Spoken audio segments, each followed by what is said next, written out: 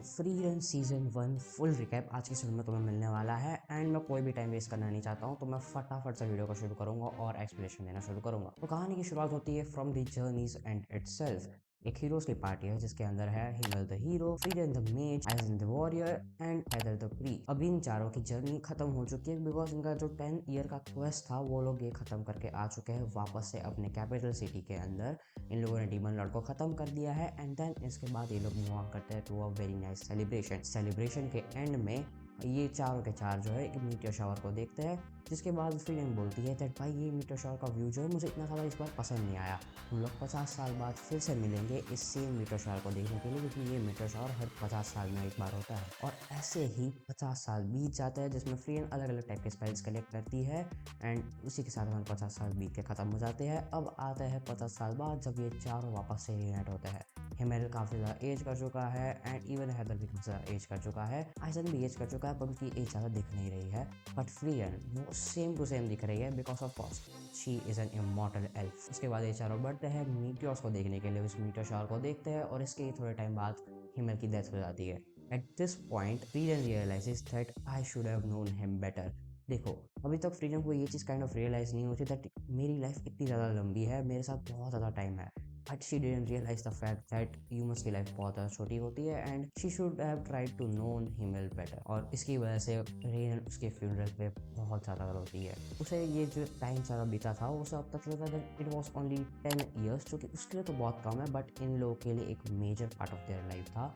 But now that she has realise that वो एक नई जर्नी पे आगे बढ़ जाती है and this journey is to know humans better. और इसी तरीके से 20 साल बीत जाते हैं और इन 20 साल के बाद फ्रीडन विजिट करती है हैटर को वापस। अब हैटर के पास जब वो जाती है तब उसे पता चलता है दैट हैटर ने एक ऑर्फन किड को अपने अंडर लिया है जिसका नाम है फर्न। और वहाँ से फर्न को मिलती है और अपना जो हैदर है वो उसे ट्रिक कर देता है दैट देख भाई मेरे पास ये ग्रीमोर है, इसको डिकोड करना पड़ेगा, इसके लिए बहुत थोड़ा बहुत टाइम लगेगा and while the time you decode it तू यहाँ पे रह सकती है and you can train Fern to become a perfect mage. And she takes the bet और वो थोड़े बहुत साल फर्न को टीच करने में निकाल देती है और इनमें पता चलता है दैट वो जो ग्रीमोर थी जिसके बारे में हैदर बात कर रहा था कि भाई इसके अंदर इमॉर्टलिटी के स्पेल है तो इसको तो डिसाइफर कर ले, तो एक्चुअली में उसके अंदर ऐसा कुछ भी नहीं था। एंड इन 5 से साल के बाद हैदर मर जाता है एंड फर्न पूरी तरीके से ट्रेन हो चुकी है। In short he tricked her very well. और अब फर्न भी फ्रीडन को उसके ट्रैवल में ज्वाइन कर लेती है। बाद फ्रीडन और फर्न वापस से जर्नी पे निकल जाता है और वहाँ पे वो पहुंचता है क्लर्क रीजन नामक की एक प्लेस पे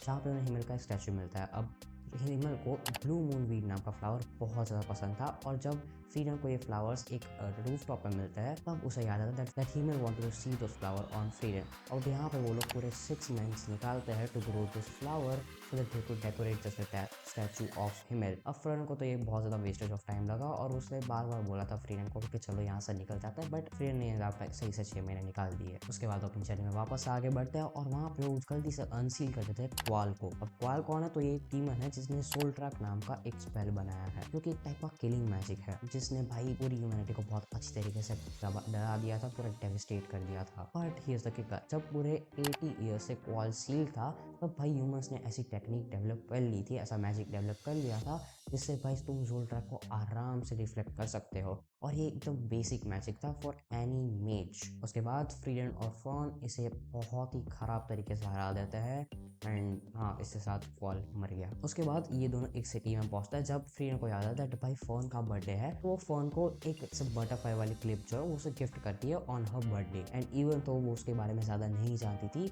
she still tried her best to gift her something. के बाद फ्रीडन आइजन से मिलती है सालों के बाद। आइजन वही अपना ड्वार्फ वॉरियर जो कि भाई अब बहुत ज्यादा बूढ़ा हो चुका है किसी भी टाइप की फाइट करने के लिए। अब आइजन जो है वो फ्रीडन को पॉइंट करता है उसकी मास्टर, मतलब फ्रीडन की जो मास्टर थी फ्लेमे, उसकी नोट्स की तरफ उसे पॉइंट करता है। भाई फ्लेमे ने एक डिस्कवरी की थी दैट एकदम ही नॉर्थ में जब तुम जाओगे तब एक प्लेस है ऑरियल नाम की this is equal to haven.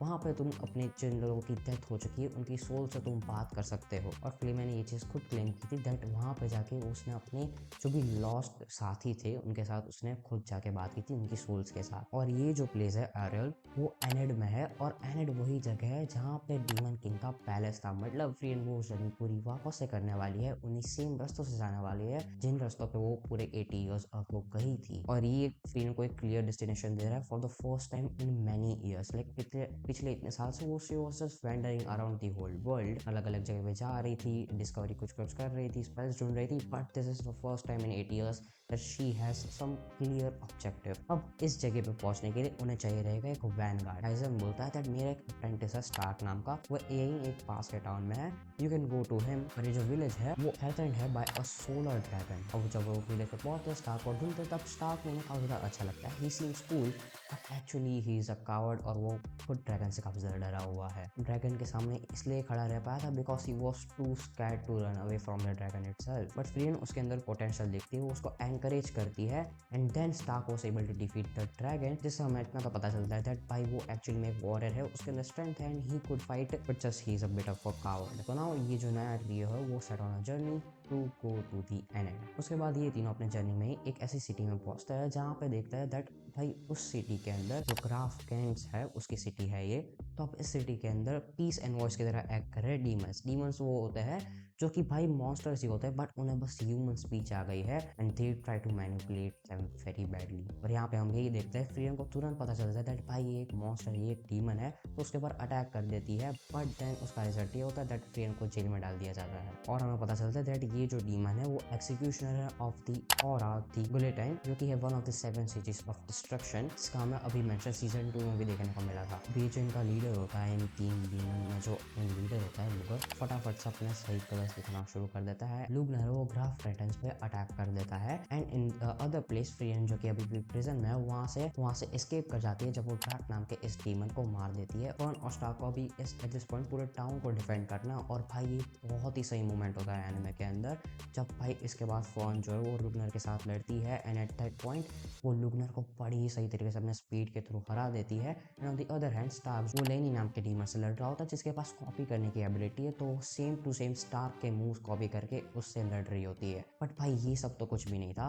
असली मोमेंट जब आता है वो होता है ऑरा वर्सेस फ्रीरेन। यहाँ पर हमें दिखाया जाता है दैट ऑरा की जो पावर्स है वो कुछ ऐसी है दैट वो अपने मैना और सामने वाले की जो मैना होती है उसके बीच में एक स्केल ला देती है, दैट भाई जिसका मैना ज़्यादा हुआ उसे कंपैरिजन होगी, एंड जिसका मैना ज़्यादा हुआ उसके नीचे सामने वाला बंदा आ जाएगा उसको सर्व करने लगेगा। तो यहाँ पे ऑरा जो 500 ईयर्स से ओल्ड है तो उसके पास काफ़ी ज़्यादा मैना रिजर्वेशन है। अब यहाँ पे वो अपना मैना को बढ़ाती है, तब देखता है दैट फ्रीडम का मैना तो बहुत कम है, बट देन हमें फ्रीडम की एक मेमोरी दिखाई जाती है जहाँ पे फ्लेम एक उसकी टीचर थी, उसने उसको समझाया दैट अपने मैना को कैसे सरप्राइज करके रखना है। और जब यहाँ पे फ्रीडम अपने पूरे मैना को अनलीश करती है, एट दैट टाइम ऑरा का जो ऑरा था ना वो पूरा माइनस हो जाता है। मतलब फ्रीडम के मैना के सामने ऑरा का मैना तो कुछ भी नहीं था, एंड यहाँ पे एकदम ही ऑरा वाली लाइन आती है फ्रीडम की तरफ से, बिकॉज ऑफ कोर्स उसका मैना ऑरा से ज़्यादा है, तो उसके रूल्स उसकी पावर्स के हिसाब से now aura is under freedom. तो वो फ्रीडम एकदम ही कोल्ड लाइन बोलती है जो कि है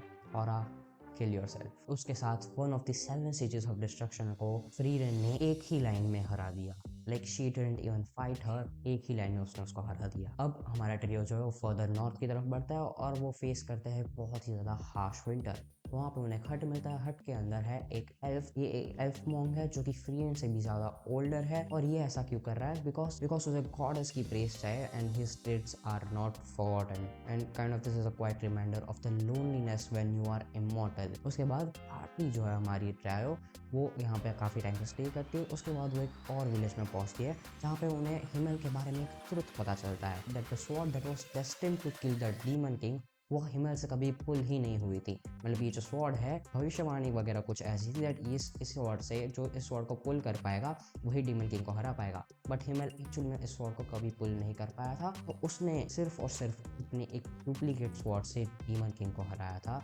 and this was kind of to show the world that real heroes को कोई मैजिकल स्वॉर्ड की जरूरत नहीं है, they can do it just with a replica sword, जो कि भाई हिमल सैल्यूट भाई। उसके बाद आल्ट वुड्स में जब वो लोग पहुंचता तब वो एक प्रीस्ट फिर द करप्ट प्रीसेस का नाम है सैन उसको अपने साथ रिक्रूट करते हैं। भाई इसको दारू वगैरह पीना पसंद है, he does gambling and he likes older women and we have older women. But जब वो फ्रीडम को देखता है तो वो बोलता है I refuse to call this an older women, बेचारा रो देता है, बट स्टिल वो उनके साथ अब अपनी जर्नी पर ज्वाइन हो जाता है for a just short period of time, because उसे अपने दोस्त को ढूंढना जिसका नाम है गोरिल्ला, जो कि बहुत सालों पहले अपने एक एडवेंचर पे निकल चुका था। एंड ड्यूरिंग द टाइम जब सैन इनके साथ होता है तब वो लोग राड रीजन में आके एक जगह पे पहुंचते हैं जहाँ पे फर्न का बर्थडे वापस आया होता है। अब अपना स्टार्क जो है वो फर्न के लिए एक परफेक्ट गिफ्ट ढूंढना चाहता है और वो ढूंढ भी लेता है एक ब्रेसलेट, एक सिल्वर कलर का ब्रेसलेट जिसके ऊपर एक पर्टिकुलर टाइप का फ्लावर बना हुआ है। अब सेन जो है वो इनको बताता है ये चीज फ्लावर्स के लैंग्वेज में है that this flower defines eternal love. Even तो स्टार्ट में ये चीज एक्सीडेंटली सिलेक्ट की होती है, फोन्स एक्सेप्ट्स हर गिफ्ट। अब जब फोन को एक गिफ्ट मिला होता है तब फ्रीडम को रियलाइज होता है मेरे पास भी ऐसा सेम टू सेम एक रिंग थी जो कि हिमेल ने मुझे दी थी। ही बोर्ड डाउन एंड उसने मुझे ये रिंग पहनाई थी। बट अब फ्रीडम को याद आता तो बोलती है भाई ये रिंग तो मेरी मिसिंग हो गई है, अब तो ये मुझे मिल भी नहीं रही है। Which leads them to a demon attack करता है उनके ऊपर जंगल के अंदर, उस डीमन को डिफीट करता है। उसके बाद पूरी रात फ्रीडन इस रिंग को ढूंढती है और फिर उसे एक स्पेल याद आता है जिससे वो रिंग को वापस ढूंढ सकती है और उसने रिंग को वापस ढूंढ भी लिया। उसके बाद सेन जो है वो फर्न और स्टार्क के बीच की फाइट्स का मीडिएटर बन जाता है because he acts like a adult. Even though Frieren इतनी ज्यादा एज्ड है, she does not act like an adult, but Sein तो काफी ज्यादा एडल्ट की तरह एक्ट करता है and he kind of mediates a fight between them. But eventually Fern अपने फ्रेंड को ढूंढने निकला था, वो तो उसको ही ढूंढते ढूंढते वो इन तीनों से अलग हो जाता है and he sets on a journey of his own. अब इन तीनों को नॉर्दर्न प्लेट्यू में, अब नॉर्दर्न प्लेट्यू के अंदर इनको एंटर करने के लिए चाहिए रहेगा फर्स्ट क्लास मेथ सर्टिफिकेशन। अब इसके लिए वो अराइव करता है in the city of outburst for the exam. यहाँ पे फर्स्ट क्लास मेथ की एग्जाम होने वाली जिसके अंदर फ्रीडम और फर्न दोनों ही पार्टिसिपेट करेंगे। और भाई अब ये जो आर्क शुरू होने वाला है फर्स्ट क्लास मेथ एग्जाम, भाई इसके अंदर बहुत सारे कैरेक्टर इंट्रोड्यूस होने वाले हैं। So get ready for some heavy character introduction. तो इनका जो फर्स्ट स्टार्ट होता है उनके अंदर इनको एक बर्ड कैच करना है जिसका नाम है स्टेल। ये बर्ड जो है वो भाई साउंड की स्पीड से भी ज्यादा फास्ट ट्रैवल करता है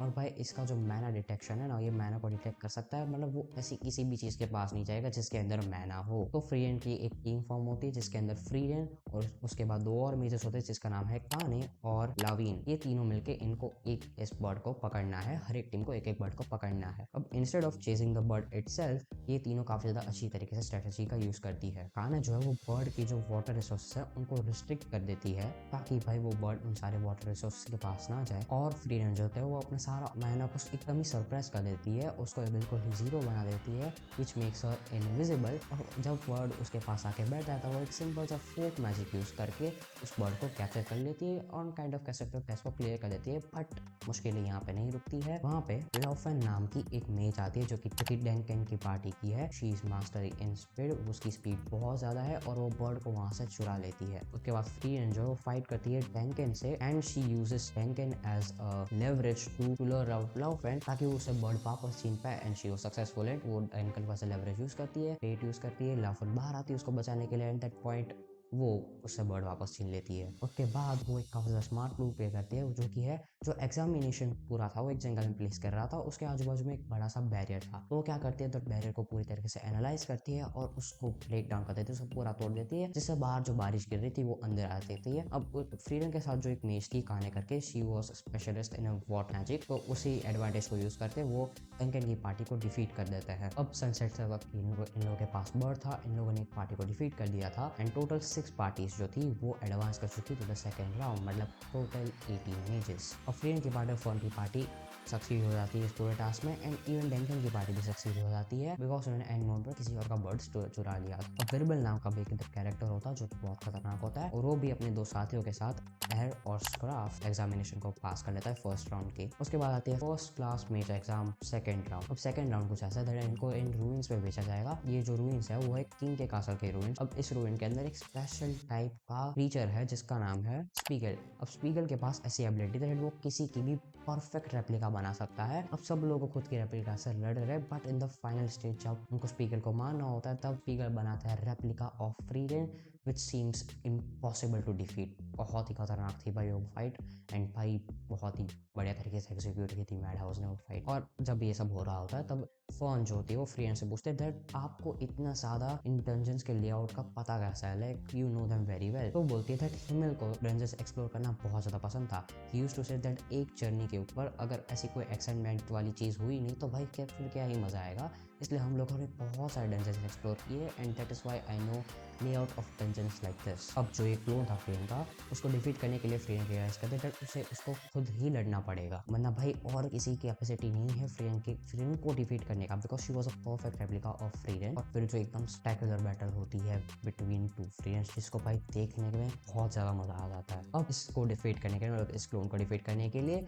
हमें फ्रीडन की एक ऐसी वीकनेस ढूंढनी पड़ेगी जो कि भाई फ्रीडन को खुद भी नहीं पता, बट फॉर्न उस वीकनेस को फिगर आउट कर लेती है, विच इज दैट फ्रीडन जब भी अटैक करते तब उसका माइंड डिटेक्शन जो है वो थोड़ा सा लो, मतलब बंद ही हो जाता है kind of. Eight that point उन्हें उनको डिफीट करना पड़ेगा। तो ये दोनों फ्रीडन फाइट करती है एंड एट दिस पॉइंट फॉर्न की जिसकी स्पीड बहुत ज्यादा है, इसी मोमेंट का सही यूज करके इस क्लोन फ्रीडन को हरा देती है and then all of them passes the second round of the exam. जो लास्ट टेस्ट है उसके अंदर जो हमारे सारे कंटेस्टेंट है उनको जाना है इन फ्रंट ऑफ सेरे। सेरे है कॉन्टिनेंटल मैजिक एसोसिएशन की हेड है वो, एंड वो फ्रीडन की जो मास्टर थी ना फ्लेम में, वो उसकी भी मेंटोर है। तो वो भी एक एल्फ और वो भी बहुत सालों से जीती हुई आ रही है।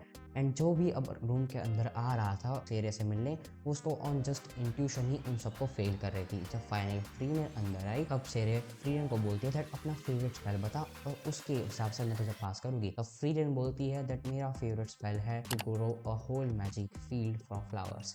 और एट दैट पॉइंट सेरे बोलती है दैट यू हैव फेल्ड। अब फ्रीडन ऐसा क्यों बोलती है? बिकॉज उसके मास्टर को ये स्पेल बहुत ज़्यादा पसंद था एंड इसी स्पेल की वजह से फ्रीडन और हिमेल बहुत सालों पहले, जब हिमेल छोटा था, जब एक खो गया था वो जंगल में, तब वो फ्रीडन से मिल पाया था। और इसी वजह से आज के टाइम में डीमन लॉर्ड डिफीट हुआ है, वरना भाई अगर ये स्पेल नहीं होता तो भाई बहुत कुछ चीज़ें चेंज हो सकती। That is why she love the spell. और अब फ्रीडन जो ये रिजेक्शन उसको शांति से वो एक्सेप्ट कर ले। उसके बाद फर्न आती है एंड वो वहाँ पे आती है और तो वो नोटिस करती है दैट सेरे का जो ये मैना है उसके अंदर स्लाइट फ्लक्चुएशन है, जिसको देख के सेरे जो होती है वो काफी इंप्रेस हो जाती है और वो उसको पास कर देती है। बिकॉज ये एक ऐसा डिफरेंस था जो कि आज तक बहुत कम लोगों ने नोटिस किया था, बिकॉज भाई उसके पास इन्फिनिट मैना है and she was able to notice this, which is a very good. एंड वो एंड सेरे काफी ज्यादा इंप्रेस हुई थी। और इवन वो फोन को ऑफर भी कर देती है दैट क्या तो मेरी अप्रेंटिस बनेगी, बट फोन मना कर देती है और बोलती है दैट मैं फ्रीडन की अप्रेंटिस हूँ and she is my master, तो मैं किसी और की अप्रेंटिस नहीं बन सकती। और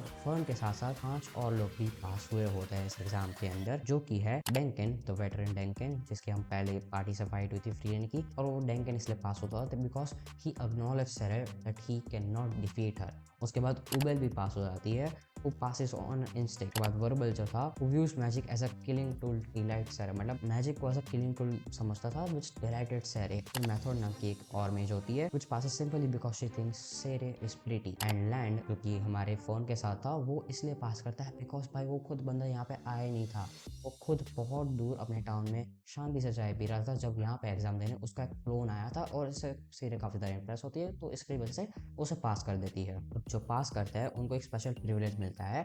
देखो सेरे जो है वो बहुत सालों से जिंदा है and she is a living grimoire, तो इनके पास अब एक अपॉर्चुनिटी है उनसे कोई भी स्पेल मांगने की। तो फर्न जो है वो अपनी उनसे मांगती है एक ऐसा स्पेल जिससे क्लोथ्स तुरंत ही स्पॉटलेस हो जाए। A very humble spell I would say, kind of wasteful है at this point, but yep it's a very humble spell. और ये भी चीज हमें दिखती है दैट फर्न ने कुछ ऐसे डिस्ट्रक्टिव पावर्स नहीं मांगी and she asked for something very humble which seems good. And अब इसी के साथ सीजन 1 ऑफ फ्रीडन एंड्स।